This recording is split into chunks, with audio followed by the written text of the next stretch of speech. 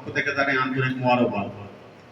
আজকের এই অনুষ্ঠানে আমাকে সভাপতি হিসেবে কিছু বলতে দেওয়ার জন্য কর্তৃপক্ষের প্রতি কৃতজ্ঞতা প্রকাশ করেছি। শ্রেষ্ঠ শিক্ষার্থীদের পুরস্কার বিতরণ অনুষ্ঠানে যারা শ্রেষ্ঠ শিক্ষার্থী হিসেবে নির্বাচিত হয়েছে তোমাদেরকে অভিনন্দন এবং তোমাদের প্রতি রইল শুভকামনা। তোমরা বিভিন্ন শিক্ষা প্রতিষ্ঠানে অধ্যয়নরত আছো, তোমরা মনোযোগ সহকারে পড়াশোনা করবে, ভালো ফলাফল করবে, ভবিষ্যতে শ্রেষ্ঠ শিক্ষার্থী হিসেবে নির্বাচিত হবে এই আশাবাদ ব্যক্ত করছি। তোমরা ভালো থাকবে, সুস্থ থাকবে।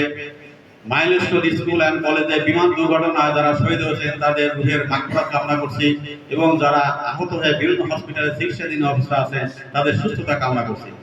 আজকের এই অনুষ্ঠানে প্রধান অতিথি মহোদয় অনেক শত ব্যস্ততার মাঝেও আমাদেরকে সময় দিয়েছেন, এই জন্য ওনার প্রতি আমরা কৃতজ্ঞতা প্রকাশ করছি এবং ওনাকে ধন্যবাদ জানাচ্ছি। পরিশেষে সবার শারীরিক সুস্থতা কামনা করে এবং সবাইকে ধন্যবাদ জানিয়ে আমি আমার বক্তব্য শেষ করছি। আসসালামু আলাইকুম। আমি এখানে 4 ধরনের শিক্ষার্থী আছে।